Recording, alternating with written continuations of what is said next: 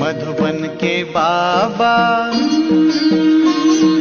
मधुबन के बाबा मुरली वाले, आपका क्या कहना,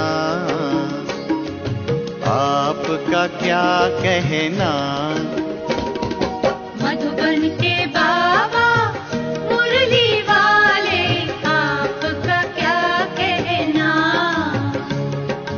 आपका क्या कहना। लाखों दिलों के आप उजाले, आपका क्या कहना, आपका क्या कहना। मधुबन के बाबा मुरली वाले, आपका क्या कहना, आपका क्या कहना।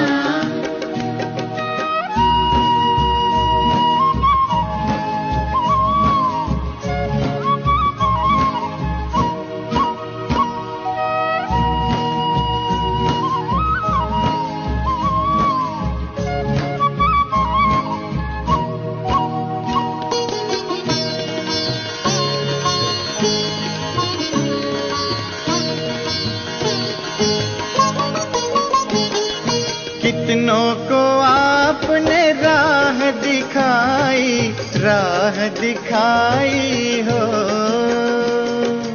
राह दिखाई हो। कितनों की आपने बिगड़ी बनाई, बिगड़ी बनाई हो, बिगड़ी बनाई हो।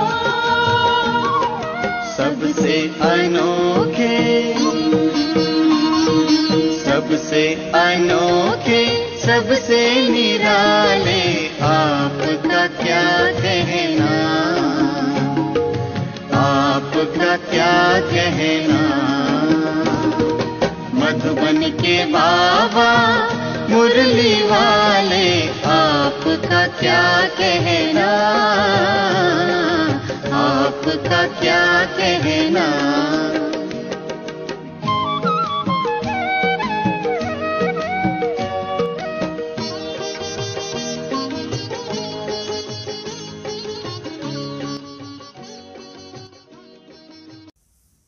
ओम शांति।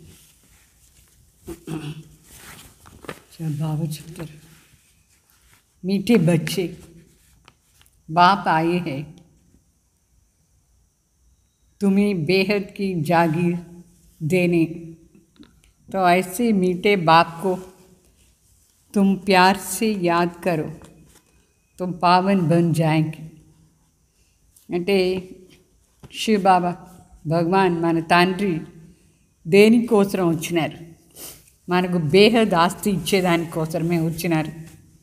అందువల్ల ఇట్లా తండ్రిని మనం చాలా ప్రీతిగా తలంపు చేస్తే మనం పావన అయిపోతాం. పావన అయితేనే ఆస్తి ఎంతో తీసుకోవచ్చు మనం. తర్వాత ప్రశ్న, వినాश का समय नज़दीक आता जाएगा, इसकी निशानियाँ क्या होंगी? అంటే ఇప్పుడు వినాశాని సమయం దగ్గర దగ్గర వస్తూ ఉంటుంది, దాని నిశానీలు ఏమేమి ఉంటుంది? వినాశం దగ్గర వచ్చింది అని మనకేమేమి కనిపిస్తుంది?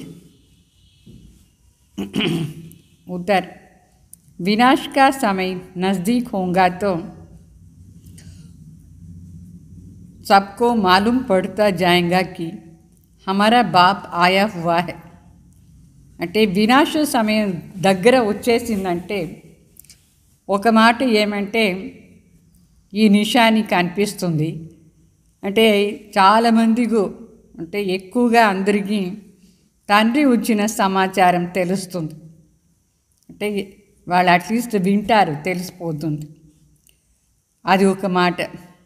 ఇంకొకటి ఏమంటే अभी नई दुनिया की स्थापना पुरानी दुनिया का विनाश होना है, भूतों को साक्षात्कार भी होगा. అంటే పాత ప్రపంచం వినాశం మరి కొత్తది స్థాపన, ఈ విషయం చాలామందికి సాక్షాత్కారం కూడా అవుతుంది. ఇది రెండో నిశాని. మరి మూడవ నిశాని ఏమంటే సన్యాస్యం రాజ్యం ఆది కో భీ జ్ఞాన్ మిలేగా. అంటే సన్యాసులకు మరి రాజ్యాలకు అందరికి కూడా ఈ జ్ఞానం దొరుకుతుంది. వినాశం దగ్గర దగ్గర వస్తూ ఉంటాయి, పెద్ద పెద్ద వాళ్ళందరికీ కూడా జ్ఞానం దొరుకుతుంది. మరి నాలుగో నిశాని ఏమంటే जब सुनेंगे कि बेहद का बाप आया है वही सद्गति देने वाला है तो बहुत लोग आएंगे. అంటే ఈ సమాచారం కూడా అందరికీ తెలుస్తుంది. బేహద్ తండ్రి వచ్చినారు సద్గతి ఇచ్చేదానికోసం అట్లా అని. ఇది విన్న వెంటనే చాలామంది వస్తారు. మరి ఐదో మాట ఏమంటే అఖబారం ద్వారా అనేకోంకో సందేశ్ మిలేగా. న్యూస్ పేపర్స్ ద్వారా చాలామందికి సందేశం అందుతుంది. మరి ఆరో మాట ఏమంటే तुम बच्चे आत्मा अभिमानी बनते जाएंगे, एक बाप की ही याद में अतीन्द्रिय सुख में रहेंगे. మన ఆత్మ అభిమాని అవుతూ ఉంటాం, ఒక తండ్రి తలంపులోనే అతీంద్రియ సుఖాన్ని మన అనుభవం చేస్తూ ఉంటాం. సో ఇదంతా 6 నిశానిలు ప్రాక్టికల్గా కనిపిస్తుంది. వినాశాన్ని సీన్ దగ్గర వస్తూ ఉంటాయి. మీకు ఇదాన్ని బాగా అనుభవం అవుతూ ఉంటుంది కదా, అవుతుందా అనుభవం? మరి పాట ఈ పాప్ కి దునియా సే కహీ ఓర్ దూర్ లే చలో అట్లా అని. అంటే పాట ఏమంటే ఈ పాపాన్ని ప్రపంచం నుంచి ఎక్కడైనా దూరంగా తీసుకుపోండి అట్లా అని ఈ పాట అర్థం. ఓం శాంతి. ये कौन कहते हैं और किसको कहते हैं? रूहानी बच्चे. బాబా అడుగుతారు రూహానీ బచ్చే అట్లా అని ఎవరు చెప్తున్నారు, ఎవరికి చెప్తున్నారు అంటే పరమాత్మ ఆత్మకు చెప్తున్నారు. ఆత్మిక బిడ్డలు అట్లా అని చెప్పి ఆత్మను చూసి పరమాత్మ మనకు చెప్తూ ఉన్నారు. బాబా గడి గడి రూహానీ క్యూ कहते हैं, రూహానీ అని చెప్తూ ఉంటారు బాబా. అంటే ఆత్మిక బిడ్డ, ఆత్మ. ఎందుకంటే ఇది చాలా ముఖ్యమైన మాట. ఆత్మనే కదా అన్నీ తెలుసుకునేది, శరీరం కాదు. ఆత్మకే ఇదంతా జ్ఞానం. तो फिर जब इस दुनिया में जाएंगे तो सुख होगा.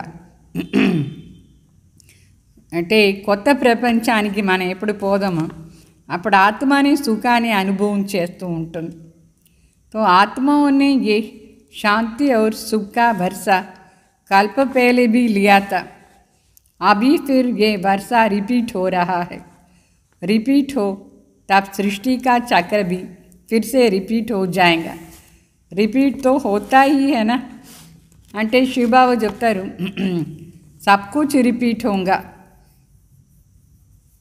కల్పం ముందు కూడా మనం ఈ ఆస్తి తీసుకున్నాం, ఇప్పుడు కూడా తీసుకుంటాం. ఈ పార్ట్ రిపీట్ అవుతూ ఉంటుంది. అందుకే ఈ సృష్టి చక్రం కూడా రిపీట్ అవుతుంది, అన్నీ రిపీట్ అవుతుంది. ఏ మంత్రం జరుగుతూ ఉందో అన్నీ రిపీట్ అవుతుంది. ఎట్లా ఈ ప్రపంచం మారుతూ ఉంటుంది, అది కూడా రిపీట్ అవుతూ ఉంటుంది. ప్రతిదీ కూడా రిపీట్ అయ్యే తీరేది, రిపీట్ అవుతానే ఉంటుంది. 5000 సంవత్సరానికి ఒకసారి ఏదంతా జరిగిందో అదంతా రిపీట్ అవుతుంది. ఈ నాటకమే రిపీట్ అవుతూ ఉంటుంది. అయితే ఈ నాటకంలో ఏం రిపీట్ ఇప్పుడు तो परंतु इसमें चेंज भी कर सकते हैं. कोई अक्षर भूल जाते हैं तो बनाकर डाल देते हैं, तो इसको फिर बायोस्कोप कहा जाता है. इसमें चेंज नहीं हो सकता है. అంటే ఒకసారి షూటింగ్ అయిపోయిన తర్వాత అది షూట్ అయిపోతుంది, చేంజ్ చేసానికి లేదు. ఇప్పుడు వేరే సినిమాలో దాంట్లో అంతా ఏం చేస్తారంటే కొన్ని రీల్లో కొన్ని సీన్ కట్ చేసి వేరే కూడా యాడ్ చేసుకోవచ్చు. కానీ ఇక్కడ అట్లా కానీ కాదు. ఇక్కడ ఒకసారి షూట్ అయిపోయింది. మరి ఇది అనాది అవినాశి డ్రామా. ఈ డ్రామా చేసే ఉంటుంది. ఏ సీను కట్ చేసానికి లేదు, ఏ సీన్ కూడా అడిషన్ కూడా లేదు. సో ఈ డ్రామా రిపీట్ అవుతానే ఉంటుంది. ఎన్నిసారి రిపీట్ అవుతుంది. దాని లౌకికంలో ఏం చేస్తున్నారో సినిమా కానీ డ్రామా కానీ అది మొదట్లోనే చేసే ఉంది అని చెప్పం. అది కొత్తగా చేసి దాని కావాలంటే ఏ సీన్ అయినా కట్ చేసుకోవచ్చు, కావాలంటే ఏ సీన్ అయినా యాడ్ చేసుకోవచ్చు. బాకీ ఈ డ్రామాలో మాత్రం బేహద్ డ్రామాలో ఏ సీను కట్ చేసానికి లేదు. జరిగిన ఏం జరుగుతూ ఉండిందో 5000 సంవత్సరం ముందు జరిగింది, కంపల్సరిగా ఇప్పుడు కూడా జరుగుతుంది. సో బిడ్డలందరికీ బాగా అర్థమైపోయింది ఇది నాటకం. ఇప్పుడు ఆ లౌకిక నాటకం అంతా మీరు చూసే ఉంటారు కదా, మీకు తెలుసు నాటకం అంటే ఏమి అట్లా అని. అయితే లౌకికంలో ఏమేమి నాటకం చేస్తున్నారు అదంతా కొంచెం అసత్యం కూడా మిక్స్ అయ్యింది, అన్ని అసత్యాలు మాటలు.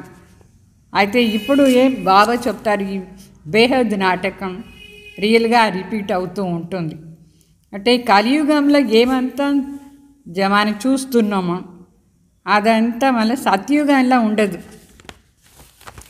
కలియుగంలో ప్రతి ఒక్కరి ఇంట్లో ఏమేమి జరుగుతుంది అదంతా సత్యుగంలో జరగదు.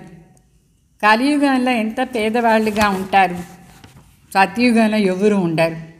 కలియుగంలో ప్రతి ఒక్కరింట్లో అశాంతి, దుఃఖం, జగడాలు, కాంవికారం అన్నీ ఉంటుంది. అక్కడ ఇదంతా లేదు.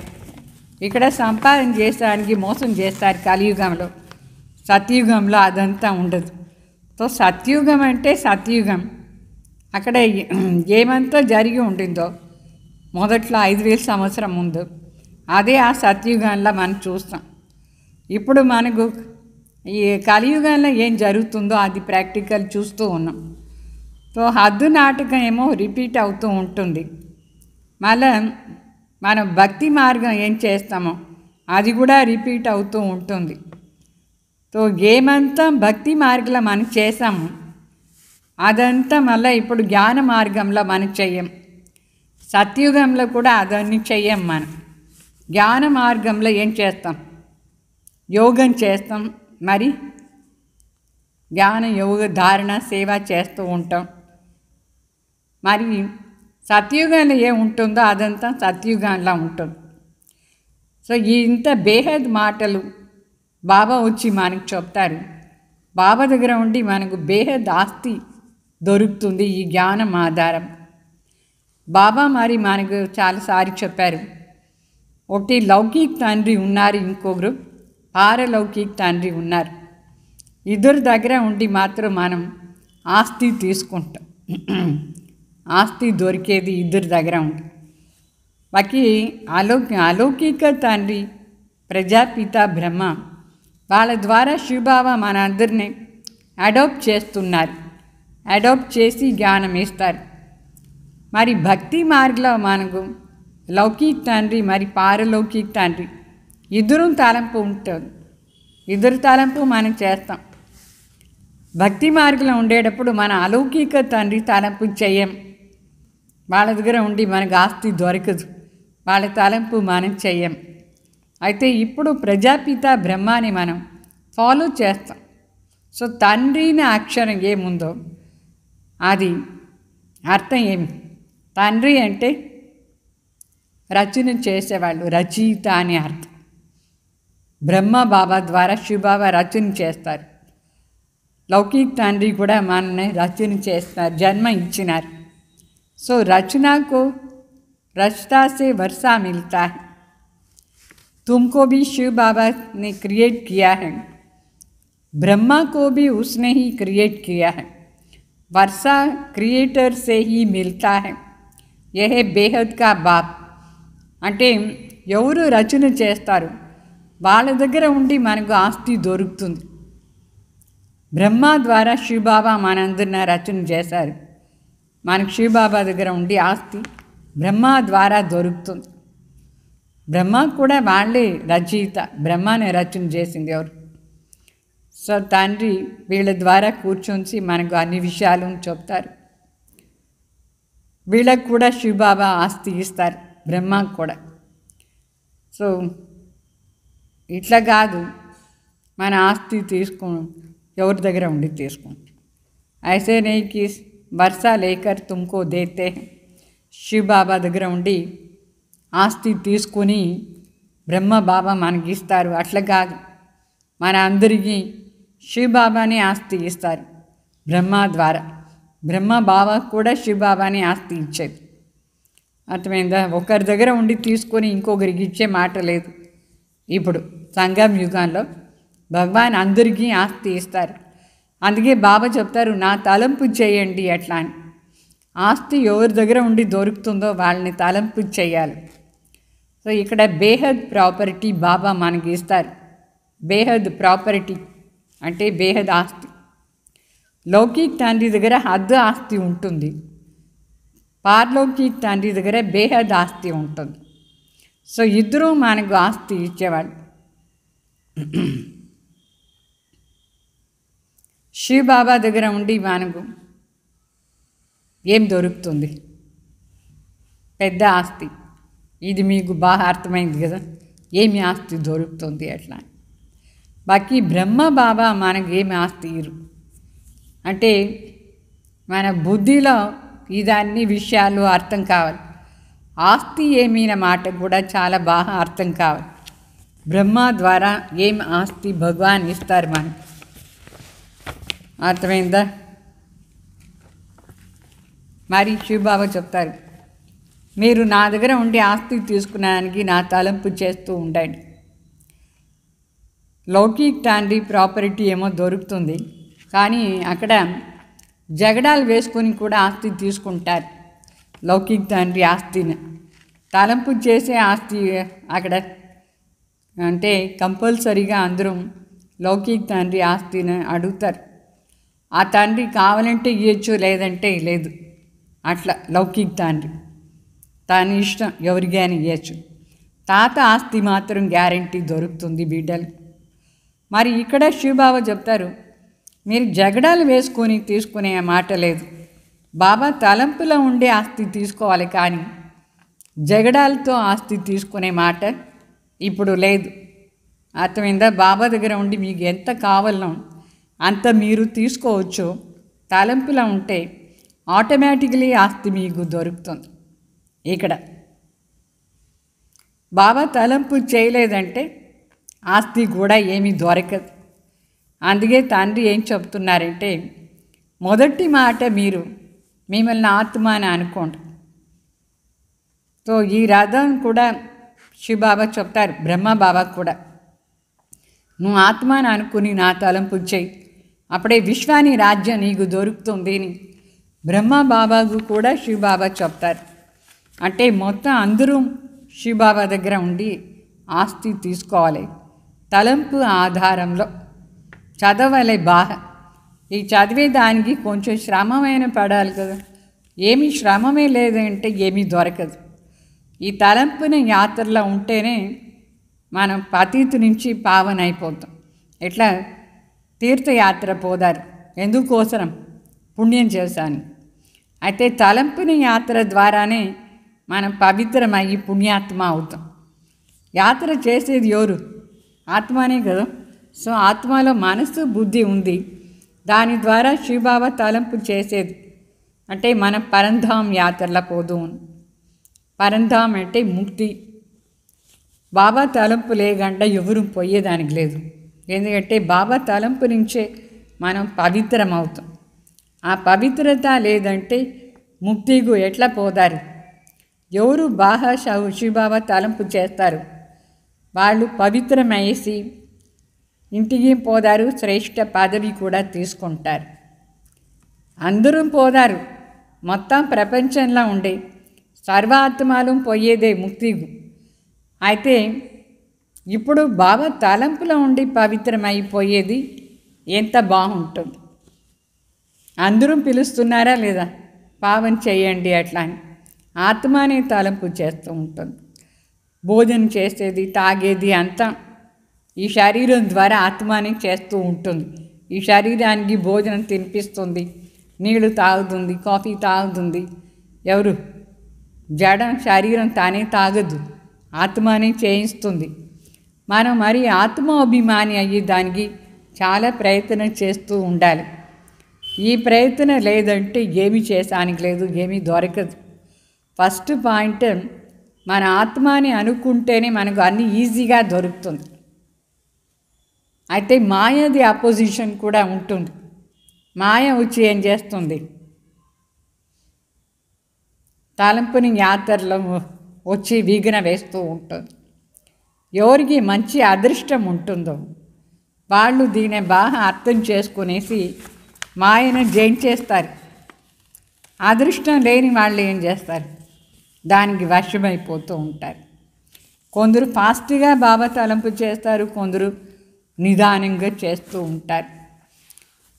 ఒకవేళ బుద్ధి సరిగ్గా ఉంటే, బాగా అర్థమైపోయింది అంటే వాళ్ళు శివబాబా తలంపుని యాత్రలో పోతూ ఉంటారు.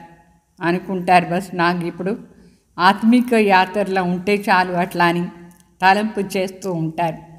కొందరు ఇట్లా తీవ్ర వేగంతో చేస్తారు. మరి ఈ లక్ష్యాన్ని జల్దీ చేరుకుంటారు. మనకేం లక్ష్యం? ఇప్పుడు ఇంటికి పోవాలనా లేదా? పవిత్రమై ఇంటికి పోవాలి. సో ఇంట్లో ఉండి అన్ని పని చేసుకుని కూడా బాగా శివబాబా తలంపు చేయాలి. మరి బాబా చెప్తారు, మనం ఇప్పుడు ఆత్మ పతిత్ పావన్ తండ్రి తలంపు చేస్తాం. అట్లా అని సదా స్మృతి ఉండాలి. మనం తండ్రి మనకు ఆర్డర్ ఇస్తారు, ఆ ఆర్డర్ ప్రకారం మనం నడుచుకోవాలి. ముఖ్య ఆర్డర్ ఏమంటే శివబాబా చెప్పేది ఒకటి, పావన్ కావాలంటే మీరు నా తలంపు చేయండి. పవిత్రంగా ఉండేదానికి ఫుల్ పురుషార్థం చేయాలి. ఈ రెండు మాటల పైన పూర్తి పురుషార్థం చేయాలి. వాస్తవంగా ఇది చాలా ఈజీ. ఒకటి పవిత్రంగా ఉండాలి, మరి బాబా తలంపు చేస్తూ ఉండాలి. భక్తి మార్గంలో ఎంత మనం కష్టపడినాం, ఎక్కడెక్కడ పోయినాం పరమాత్మ కోసం, ఏమేం చేసినాం పుణ్యాత్మ అయ్యే దానికోసం. చాలా కష్టమైన మార్గం అక్కడ. ఇక్కడ మరి శివబాబా చెప్తారు, ఇంట్లో ఉండి అన్ని పని చేసుకొని కూడా మీరు నా తలంపు చేయండి, వాపస్ ఇంటికి పోదాం పవిత్రమయ్యేసి. సో ఇక్కడ మనం వచ్చింది దేనికోసం? సంగం యుగంలో ఇప్పుడు విష్ణుపురికి పోయేదానికి వచ్చినాం. అంటే విష్ణుమాల కూడా రెడీ అవుతూ ఉంటుంది. విష్ణుమాల అంటే దేవతలు పైన ఉండి దేవాత్మలు నంబర్ వారు కింద వస్తారు. ఎవరు ఎంత శ్రేష్టంగా సంగం యుగాల్లో పురుషార్థం చేస్తారు వాళ్ళు రాజారాణి అయిపోతారు. వాళ్ళది కూడా ఒక పెద్ద లిస్టు ఉంది రాజారాణి అయ్యేవాళ్ళు. అది ఒక మాల అని చెప్తారు. మాలది లెక్క ఎట్లా వస్తుందంటే పురుషార్థం ఆధారం. అంటే ब्रह्म बाबा माला तो ब्रह्मा की भी और विष्णु की भी बनती है, रुद्र की भी बनती है. మూడు ప్రకారమైన మాల. ఇప్పుడు బ్రాహ్మణ ఆత్మలు మన అందరం ఇప్పుడు బ్రహ్మ బాబాని ఫాలో చేసేవాళ్ళు కూడా నంబర్ 1. మరి అట్లనే పైన ఉండి కింద అవతరణ అయినప్పుడు దేవత లాగా విష్ణుమాలలా వస్తాం. అంటే విష్ణు లాగా మనం రాజ్యం చేసానికి. తర్వాత రుద్రమాల కూడా ఉంటుంది. రుద్రమాల అంటే అందరూ ఆత్మలు నంబర్ 1 పైన పరంధాంలో పోయి కూర్చుంటారు. మొదట్లో ఈ సృష్టిలో వచ్చేవాళ్ళు ఎవరు? బాగా పురుషార్థం చేసేవాళ్ళు. బాకీ మిగతా వాళ్ళు ఎవరెవరు ఉన్నారో వేరే వేరే ధర్మం వాళ్ళు లేట్గా వస్తారు. వాళ్ళు మొదట్లోనే రాజ్యం చేయరు. సో బాబా చెప్తారు, మీ అంత శ్రేష్ఠ కులం వాళ్ళు ఎవరు? మీ కులం ఎంత శ్రేష్టం? ఏమి మీ కులం? ఇప్పుడు బ్రాహ్మణ కులం, తర్వాత మనం విష్ణు కులం వాళ్ళు అయిపోతాం. వాస్తవంగా మన అందరం భక్తి మార్గంలో హిందూస్ని చెప్పుకుంటాం కదా.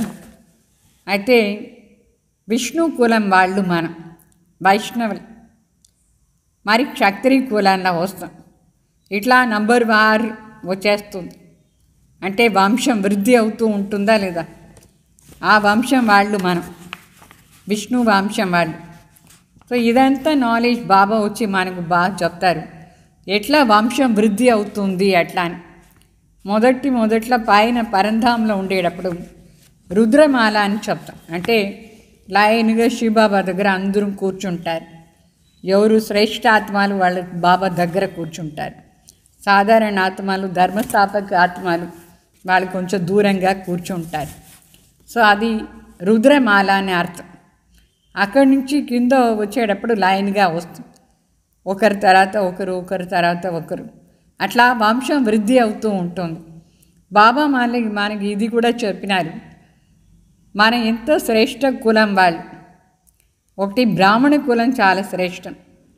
సో ఇదంతా బాగా అర్థం చేసుకొని మనం వేరే వాళ్ళకి కూడా చెప్పాలి. కంపల్సరీగా మనం అందరికీ సందేశం ఇవ్వాలి. ఎట్లా పరమాత్మ వచ్చి ఇప్పుడు రాజ్యం స్థాపన చేస్తూ ఉన్నారు అంటే, కొందరు చెప్తారు భగవాన్ వస్తారు, అయితే ఏదో ఒక రూపంలో వస్తారు, మనకు తెలిసలేదు అని చెప్తారు. అంటే ఆర్డినరీ రూపంలో భగవాన్ వస్తారు సాధారణ శరీరంలో, అది మనకు అర్థం కాదు అని కొందరు భక్తి మార్గంలో కూడా చెప్తూ ఉంటారు. అది ఏ రూపంలో వస్తారు అని మనకు బాగా అర్థమైపోయిందా లేదా? వాళ్ళు కూడా చెప్తారు ఫైనల్గా ఒకరోజు భగవాన్ వస్తారు అట్లా అని చెప్తారు. మరి వచ్చిన సమాచారం ఇప్పుడు న్యూస్ పేపర్లో కూడా వస్తూ ఉంటుంది. అప్పుడు అందరికీ తెలిసిపోతుంది, చాలామందికి తెలుస్తుంది న్యూస్ పేపర్లో వస్తే. అంటే ఇప్పుడు కొంచెం మనం ప్రత్యక్షం చేస్తూ ఉన్నాం బాబాని. న్యూస్ పేపర్లో అందరూ చదువుతారా? అందరూ చదవరు. అందరూ చదివితే తెలుసుకోవచ్చు, అయినా నిశ్చయం కూడా కావాలి. ఎవరు అది మన న్యూస్ పేపర్లో వేసింది చదువుతారు, నిశ్చయం అయితే వచ్చేస్తారు. అన్ని న్యూస్ పేపర్లో మనం వేయాలి. కొందరు 5-6 న్యూస్ పేపర్లు చదువుతారు, కొందరు ఏమీ చదవరు న్యూస్ పేపర్లు. అయినా ఎట్లా అందరికీ తెలియాలి బాబా వచ్చినారు అని? బాబా వచ్చినారు అని ఒకటి ప్రత్యక్షం కావాలి, ఇంకొకటి వినాశాని సమయం దగ్గర వచ్చేస్తూ ఉందా లేదా? ఇది కూడా అందరికీ అర్థమైపోతుంది. వినాశం దగ్గర వచ్చిందంటే భగవాన్ కూడా ఎక్కడో వచ్చి ఉంటారు అట్లా అని కొందరు ధార్మిక పురుషులు అర్థం చేసుకుంటారు. కొత్త ప్రపంచాన్ని స్థాపన ఇప్పుడు అవుతూ ఉంది, పాతది వినాశం అయిపోతుంది. ఇట్లా మరి కొందరికి సాక్షాత్కారం కూడా అయిపోతుంది. సో వినాశం దగ్గర వస్తే ఈ మాట కూడా సాక్షాత్కారం అయిపోతుంది. మళ్ళీ చాలామంది సన్యాసులు పెద్ద వాళ్ళందరూ ఉన్నారు కదా రాజాల్లాగా, వాళ్ళందరూ కూడా వచ్చి జ్ఞానం తీసుకుంటారు. అంటే వినాశం దగ్గర వచ్చింది అని అర్థం. చాలామందికి మనం సందేశం ఇస్తూ ఉంటాం, ఎంతమంది వింటారు, వాళ్ళకు సందేశం అందిందా లేదా? సో ఎప్పుడు పరమాత్మ వచ్చినారు అని సమాచారం తెలుసుకుంటారు. కొందరికి అది లోపల నుంచి ఇమర్జ్ అవుతుంది. సద్గతి దాత భగవాన్ వచ్చి సద్గతి ఇస్తున్నారు, అప్పుడు ఇక్కడ చాలామంది వచ్చేస్తారు. అంటే ఇదంతా మన పురుషార్థ ఆధారాలు కూడా ఉంటుంది. మనం ఎంత బాబా తలంపులో ఉండి బాబాలాగా మనం అన్ని చేస్తూ ఉంటాము, అప్పుడు వస్తారు. మరి న్యూస్ పేపర్లో మనం ఇది వేస్తే చాలామందికి ఇష్టమైపోతుంది.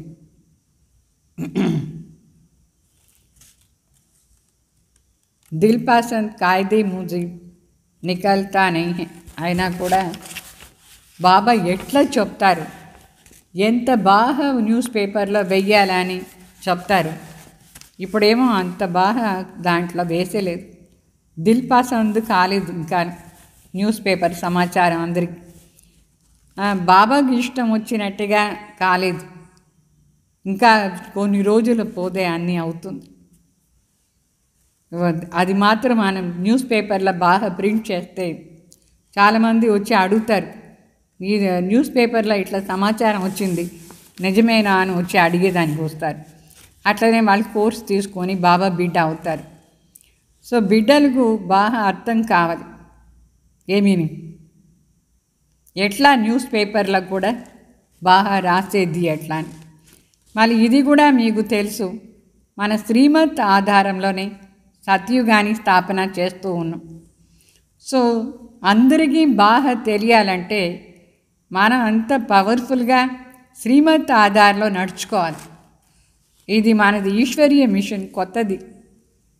సో ఇక్కడ ఏం జరుగుతూ ఉంది, ఈశ్వర్ ఏం మతం ఇస్తున్నారు దాని ప్రకారం నడుచుకునేది ఈశ్వరీయ మిషన్ అర్థం.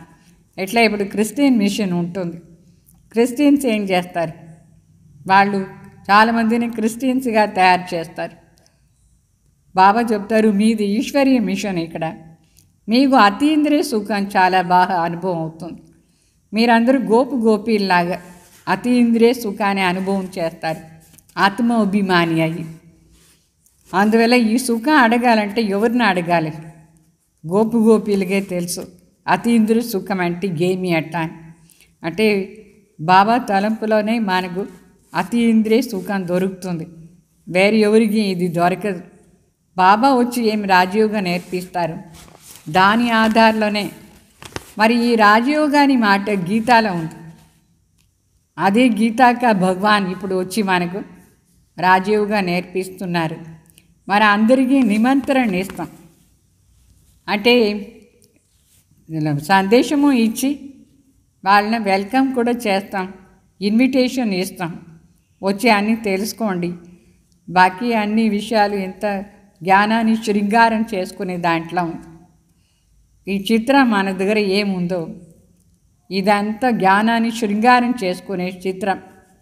భక్తి మార్గం చిత్రంలో ఈ భక్తులు దానికి శృంగారం చేస్తారు. విగ్రహాలు చూసినారు కదా మీరు, భక్తి మార్గంలో విగ్రహానికి ఎంత శృంగారం చేస్తారు, చాలా శృంగారం చేస్తారు.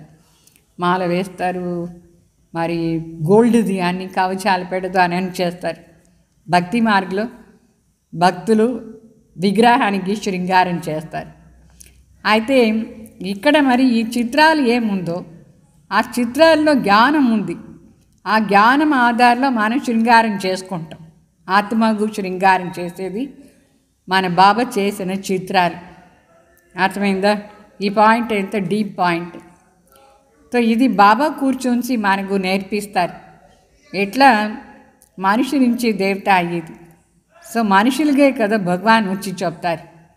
సో ఈ చిత్రాలంతా తర్వాత ఉండదు, ఎప్పుడు వినాశం అయిపోతుందో, సత్యుగం స్థాపన అయిపోతుందో అప్పుడు అన్నీ ప్రాయలోపు అయిపోతుంది.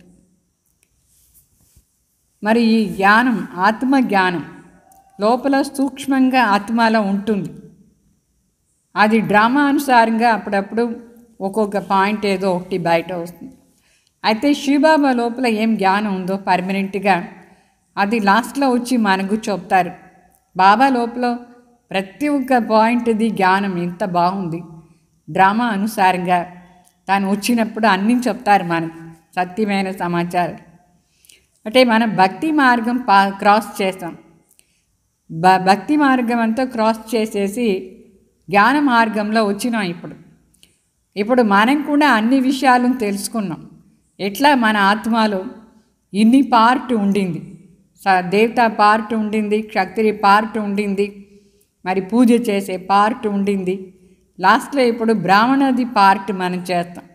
ఈ పార్ట్ అంతా ఆత్మలో ఉంది, అంటే ఫిక్స్ అయిపోయింది. ఇప్పుడు మనం రాజయోగా నేర్చుకుంటున్నాం పరమాత్మ దగ్గర ఉండి. ఇది కూడా ఎంతో స్పెషల్ పార్ట్. సో తండ్రి వచ్చినారు మనకు ఈ జ్ఞానం ఇచ్చేదానికోసం. సో శివబాబా లోపల ఏం జ్ఞానం ప్రింట్ అయిపోయి ఉందో అదన్నీ వచ్చి మనకు చెప్తారు. మనం కూడా ఇప్పుడు ఈ సంగమ యుగంలో ఈ జ్ఞానం ఆధారంలో పార్ట్ చేస్తాం. అర్థమైందా? అజ్ఞానానికి వశమై పార్ట్ చేయకూడదు. బాబా చెప్పే జ్ఞానం ఆధారంలో పార్ట్ చేయాలి ఈ సంగమ యుగాన్ని. మరి దేనికోసం ఈ జ్ఞానం? కొత్త ప్రపంచాన్ని స్థాపన చేశాను. తర్వాత మనం కొత్త ప్రపంచంలో పార్ట్ చేస్తాం. ఇది మళ్ళీ రిపీట్ అవుతూ ఉంటుంది. ఆత్మలో అన్నీ రికార్డ్ అయిపోయి ఉంది. మన ఆత్మలో ప్రతిదీ రికార్డ్ అయిపోయిందంతా బయట వస్తూ ఉంటుంది. ఈ సమయంలోనే మనకు తెలివి వచ్చింది. ఏం తెలివి? అన్ని విషయాలు అర్థం చేసుకునేది పరమాత్మ వచ్చి చెప్పినారు. మొదటి నుంచి ఇప్పటి వరకు ఈ డ్రామాలో ఏమంతా జరిగింది, ఇదన్నీ బాగా మీకు బుద్ధిలో తెలివి వచ్చిందా లేదా? మళ్ళీ ఇదంతా ఎట్లా రిపీట్ అవుతుంది. అయితే సంగం యుగంలో మాత్రమే ఈ తెలివి బాగా మనకు ఉంటుంది. తర్వాత ఇది బంద్ అయిపోతుంది. మళ్ళీ సత్యుగంలో పార్ట్ చేస్తాం. అది అయిపోయిన తర్వాత భక్తి మార్గంలో పార్ట్ చేస్తాం. అప్పుడు ఆ పార్ట్ చేసేటప్పుడు ఇది ఉండదు. ఇప్పుడు ఇదంతా వచ్చిన తర్వాత కలియుగాని పార్ట్ మనకు బంద్ అయిపోతుంది. ఏ యుగంలో ఉంటామో ఆ యుగాని పార్ట్ ఇమర్జ్ అవుతుంది. దానికి ముందు ఉండే యుగంది పార్ట్ అది సమాప్తి అయిపోతుంది. ఇట్లా ఇది రిపీట్ అవుతూ ఉంటుంది. ఇట్లా రాత్రి ఏమేం జరగాలనో జరుగుతుంది, పగల్లో ఏమేం జరగాలనో అది జరుగుతుందా లేదా? అట్లనే మన ఆత్మలో సత్యుగంలో ఉండేటప్పుడు మనం ఏమేం చేయాలి, ఆ పార్ట్ అక్కడ ఇమర్జ్ అవుతూ ఉంటుంది. నెక్స్ట్ యుగం వచ్చేటప్పుడు అది మర్జ్ అయిపోతుంది. నెక్స్ట్ యుగాని పార్ట్ ఇమర్జ్ అవుతుంది. ఇట్లా మర్జ్ అయ్యేది ఇమర్జ్ అయ్యేదే పని ఈ డ్రామాలో మన ఆత్మల పార్ట్. సో సత్యుగంలో అన్నీ సతోప్రధాన్గా ఉంటుంది. మనం సతోప్రధాన్, అన్నీ సతోప్రధాన్, అన్నీ న్యాచురల్గా మనకు దొరుకుతుంది, ఫ్రీగానే అన్నీ దొరుకుతుంది సత్యుగంలో. మరి కల్పం ముందు ఏమంతా జరిగిందో అదే ఇప్పుడు కూడా జరుగుతుంది. మనం చూస్తూ ఉన్నాం. మనం ఇప్పుడు చూస్తున్నాం లక్ష్మీనారాయణ వీళ్ళు ఎంత సుఖంగా ఉంటే చాలామందికి సాక్షాత్కారమైంది. లక్ష్మీనారాయణ ఎంత బాగా సుఖంగా ఉంటారు. వజ్రాలు బంగారుతో చేసిన మహల్లో ఉంటారు. చాలా ధనం ఉంటుంది వాళ్ళ దగ్గర. సత్యుగంలో లక్ష్మీనారాయణ రాజ్యంలో ప్రతి ఒక్కరి దగ్గర కూడా ఎంత ధనం ఉంటుంది, ఎంత సుఖం ఉంటుంది. ఇక్కడ మరి ఎట్లా ఉంది? ఇక్కడ ఏమీ సుఖమే లేదు. అది కలియుగంలో సుఖమే లేదు, సత్యుగంలో సుఖం.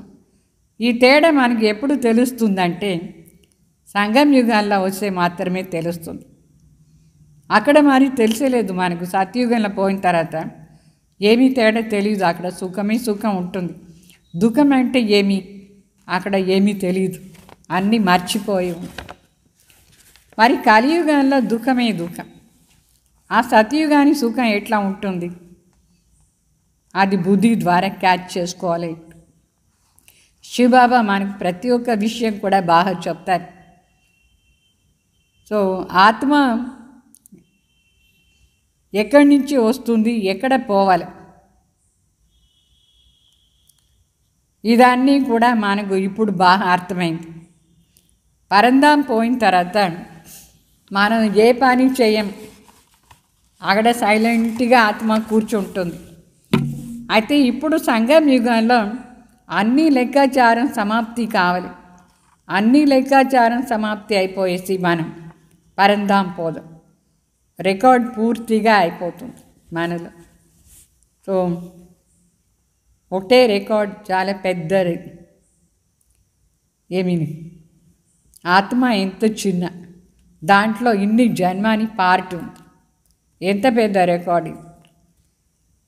దానికోసం ఏం ఆత్మ పెద్దగా కావాలని లేదు, చిన్న దాంట్లోనే ఎంత ఉంది చూడండి.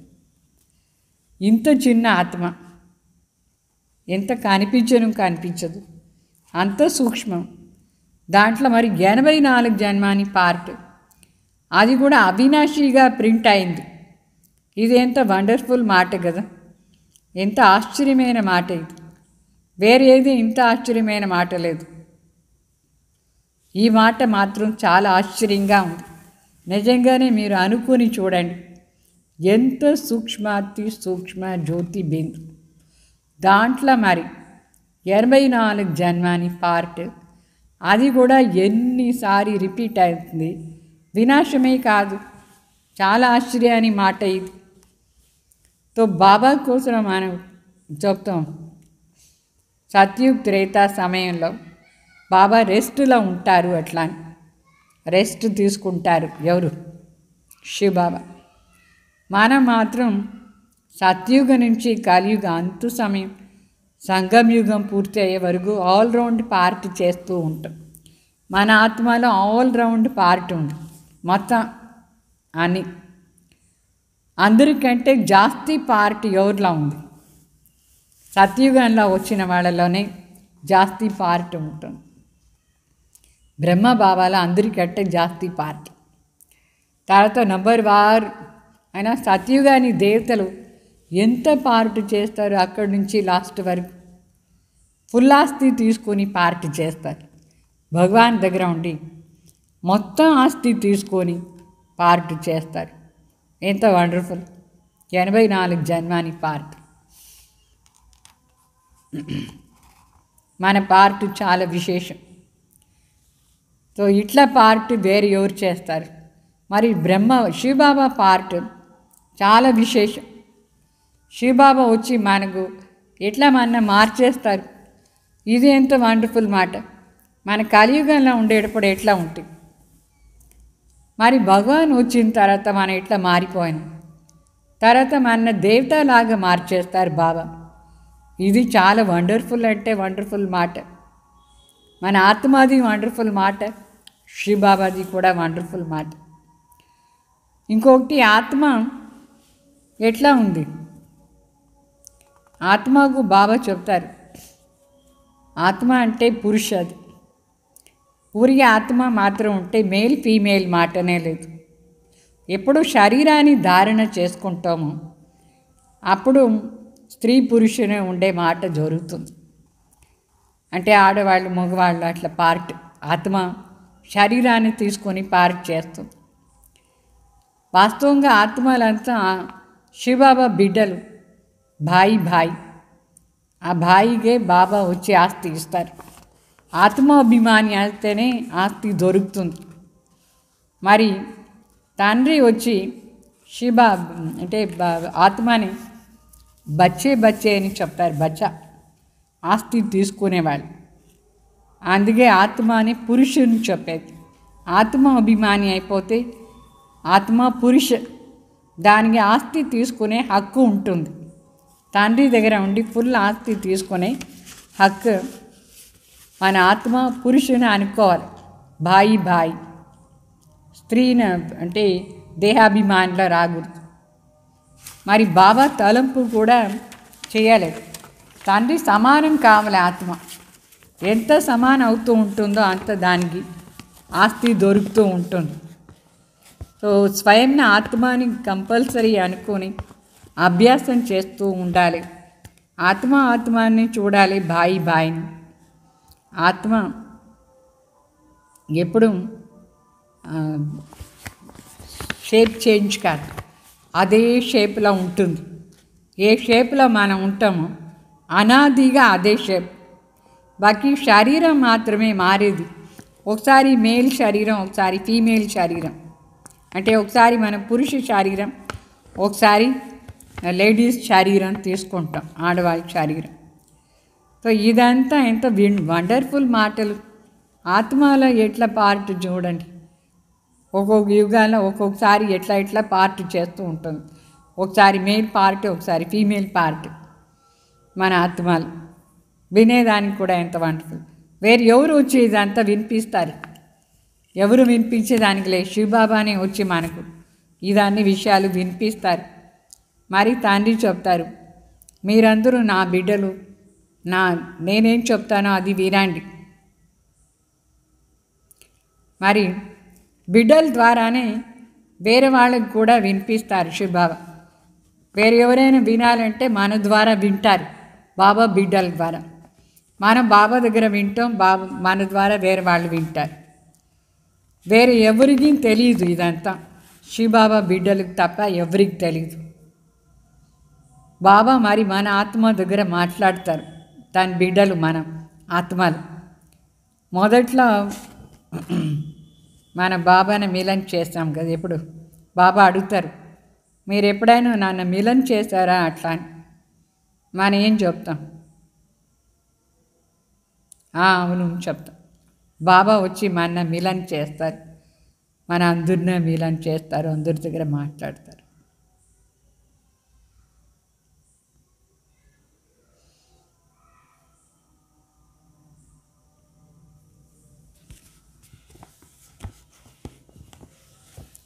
ఇంకొక విషయం ఏమంటే, ఎవరికి పరిచయం ఉందో వాళ్ళని మాత్రమే బాబా మిలన్ చేస్తారు. స్టార్టింగ్లో ఏమో అందరి దగ్గర మిలన్ చేస్తూ ఉంటారు బాబా, అందరి దగ్గర మాట్లాడుతూ ఉంటారు. అయితే ఇప్పుడు ఫైనల్ ఏమంటే అందరి దగ్గర మాట్లాడారు. ఎవరెవరికి పరిచయం ఉందో వాళ్ళ దగ్గర సన్ షోస్ ఫాదర్, బిడ్డలే అందరి దగ్గర మాట్లాడుకొని పరిచయం ఇస్తారు. తో బిడ్డలకు చదివిస్తారు శివబాబా. మనమే చాలామందికి మళ్ళీ పోయి చెప్తాం. బాబా మనకేమంతో చెప్తారో మనం పోయి వేరే వాళ్ళకి చెప్తాం. బాబా మరి అనుకుంటారు, బహుతోంకు ఆప్సమాన్ బనాకర్ లే ఆతే. బిడ్డలు సర్వీస్ చేసి చాలామందిని తన సమానం చేసి బాబా ముందు తీసుకొస్తారు. ఇది చాలా పెద్ద రహస్యం ఉంది దీంట్లో. ఏమంటే ఎక్కువ సర్వీస్ చేసేవాళ్ళు పెద్ద రాజ్య అయిపోతారు, మరి కొంచెం సర్వీస్ చేసేవాళ్ళు చిన్న రాజ్య అయిపోతారు. ఎంత సర్వీస్ చేస్తారో అంత పెద్ద రాజ్య అయిపోతారు. ఇదంతా ఆత్మిక సేన, మనది సేన, పెద్ద సేన. రావణ్ సంఖ్యల నుంచి విడిపించే సేన మనం. అర్థమైందా? సో బాబా చెప్తారు, మీరు ఎంత సర్వీస్ చేస్తూ ఉంటారు అంత మీకు ఫలం దొరుకుతూ ఉంటుంది. జాస్తి భక్తి చేసేవాళ్ళు జాస్తి జ్ఞానం తీసుకుంటారు, బుద్ధిశాలి అయిపోతారు, ఎక్కువ ఆస్తి తీసుకుంటారు. ఈ చదువు మంచి చదువు. ఎవరు బాగా చదువుతారో వాళ్ళు పాస్ అయిపోయి పదవి తీసుకుంటారు. ఎవరు బాగా చదవలేదు వాళ్ళు ఫెయిల్ అయిపోతారు. వాస్తవంగా ఈ చదువు ఏముంది, ఎంత ఈజీ, మనకు చాలా ఈజీ. ఈ చక్రాన్ని గురించి జ్ఞానం తెలుసుకొని మన కర్మాన్ని సరిచేసుకొని పోతూ ఉండాలి. మరి బాబా తలంపు చేస్తూ ఉండాలి. బాగా అర్థం చేసుకుని వేరే వాళ్ళకి కూడా చెప్పేది ఈజీ, కష్టమైన మాట ఏమీ లేదు. అయినా కూడా శివబాబా చెప్తారు, రాజ్యం స్థాపన అవుతుంది కదా, ఈ రాజ్యంలో అందరం కావాలి. అందువల్ల వాళ్ళ బుద్ధిశక్తి ఎంత ఉందో అంత చేస్తారు. పెద్ద పదవి తీసుకునే వాళ్ళు ఉన్నారు, సాధారణ పదవి తీసుకునే వాళ్ళు ఉన్నారు. ఇప్పుడు మనం బాగా చదివి ట్రాన్స్ఫర్ అయిపోతాం. ఎక్కడ ఉండి ఎక్కడ ట్రాన్స్ఫర్ అవుతారు? మృత్యులోకం నుంచి అమర్లోకానికి మనం ట్రాన్స్ఫర్ అయిపోతాం. ఎంత ఎక్కువ చదువుతారో అమర్పూరిలో శ్రేష్ఠ పదవి. మరి తండ్రి పైన కూడా ప్రీతి ఉండాలి. తండ్రి ఎంత ప్రియంగా వచ్చి మనకు నేర్పిస్తారు. శివబాబా కంటే ప్రియమైనది ఏముంది? ఎవరు ఉన్నారు? ఏముంది? బాబా కంటే జాస్తి ప్రియం మీకు ఎవరి పైన ఉంది? దేని పైన ఉంది? వాస్తవంగా శివబాబాని ప్రియాది ప్రియ, అతి ప్రియ బాబా. అర్థమైందా? ప్రేమ సాగర్ని చెప్తాం బాబాని. సో సదా అందరికీ ఒకే రకంగా ప్రీతి ఉండదు. ఒకసారి కొందరికి ఎక్కువ ప్రీతి బాబా పైన వస్తుంది, ఒకసారి మాయ వచ్చి వేరే పైన ప్రీతి పెట్టేస్తుంది. ఎక్కువ ప్రీతి ఉంటే బాగా తాళంపు చేస్తారు, కొందరు మరి తాళంపై చేయరు. ఎవరు ఎక్కువ ప్రీతి పెట్టుకొని తాళంపు చేస్తారు, వేరే వాళ్ళకి కూడా నషాతో చెప్తారు, బాగా చెప్తారు, నష ఉంటుంది. అంటే మిగతాన్ని ఏముంది? బాబా కంటే పెద్ద ఎవరు లేరు. బాబా మరి మనకు టెంప్టేషన్స్ కూడా ఇస్తారు. మీరు ఎక్కువ నా తలంపు చేస్తే మంచి పదవి తీసుకుంటారు అట్లా అని. వేరే ఏ యూనివర్సిటీనూ ఇట్లా లేదు. ఇది స్పిరిచువల్ యూనివర్సిటీ, స్పిరిచువల్ చదువు. ఆధ్యాత్మిక చదివేదానికి ఇది పెద్ద కాలేజ్. ఇక్కడ ఉండే చిత్రాలంతా వేరే ఏ స్కూల్లా కూడా లేదు. ఏ స్కూల్లో ఉంది ఇట్లా చిత్రం? ఎక్కడా లేదు. దినప్రతిదినం ఇక్కడ చిత్రాలు కూడా ఇంకా బాగా అవుతూ ఉంటుంది. మంచి మంచి జ్ఞాన స్వరూప చిత్రాలు, జ్ఞానయుక్తంగా ఉండే చిత్రాలు, అన్ని రహస్యం ఉంటుంది. మనుషులు చూసి అర్థం చేసుకునేసే అలా చిత్రం చూసే అట్లా మంచి చిత్రాలు రెడీ అవుతుంది. మెట్లు చిత్రం కూడా ఎంత బాగుంది. అయితే దేవతా ధర్మం వాళ్ళు ఎవరు లేదు, వాళ్ళకు ఇదన్నీ అర్థమే కాదు. ఎంత మంచి చిత్రమైనా చేసి పెట్టండి, ఎంత బాగా అన్ని అర్థం ఉండే చిత్రం కూడా పెట్టండి. అయితే కూడా ఎవరు దేవతా ధర్మంలో వస్తారు వాళ్ళకు మాత్రమే ఇదంతా అర్థమయ్యి బాణం వాళ్ళకే తగులుతుంది, జ్ఞాన బాణం. మిగతా వాళ్ళకు ఎంత షార్ప్గా బాణం చేసి వేయండి, వాళ్ళకి ఏమీ అర్థం కాదు. మన ధర్మం వాళ్ళకు మాత్రమే. మన ధర్మాన్ని ఆగు ఇక్కడ వచ్చేది, అర్థమైందా? సో మనకు కూడా అనుభవం అవుతుంది. ఎవరికి ఇంట్రెస్ట్ ఉందో దేవతా ధర్మం వాళ్ళు ఇంట్రెస్ట్గా వింటారు. వేరే ధర్మం వాళ్ళు ఏమో ఇది అని అనుకొని వెళ్ళిపోతారు. ఏం చెప్తారు, ఇది మాకు అర్థమే కాలేదు అని చెప్తారు. రోజు రోజుకి కొత్త కొత్త విషయాలంతా బాబా మనకు చెప్తూ ఉంటారు. సర్వీస్ది కూడా మనకి ఇంట్రెస్ట్ ఎక్కువ ఉండాలి. ఎవరు బాగా సర్వీస్లో ఉంటారు వాళ్ళు బాబాకు చాలా ఇష్టం. బాబా హృదయంలో కూర్చుంటారు. సత్యుగంలో పోయి సింహాసనంలో కూర్చుంటారు. ఎవరు ఎక్కువ సర్వీస్ చేసేవాళ్ళు, ప్రీతిగా సర్వీస్ చేయాలి. ఇంకా కొన్ని రోజులు పోయిన తర్వాత సాక్షాత్కారం కూడా అయిపోతుంది. ఎవరు ఏమేమి అవుతారు అట్లా అని, ఎవరు రాజా అవుతారు, ఎవరు ప్రజ అవుతారు, ఎవరు ఏమవుతారు. సో మనకు చాలా సంతోషం ఉండాలి. మన సత్యుగంలో పోయి ఏమవుతాం, రాజారాణి అయిపోతాం. మరి ఈ ప్రపంచంలో ఎంత దుఃఖం అంటే దుఃఖం, అహంకారం ఎక్కువైపోతూ ఉంటుంది. అంటే ఎంత అతి దుఃఖం.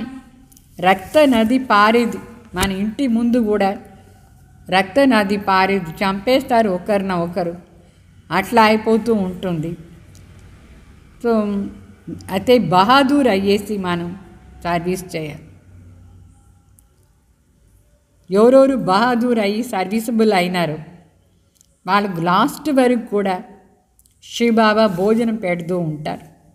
వాళ్ళ ఆకలితో చనిపోరు. భోజనం సంపన్నంగా ఉంటుంది. ఎవరికి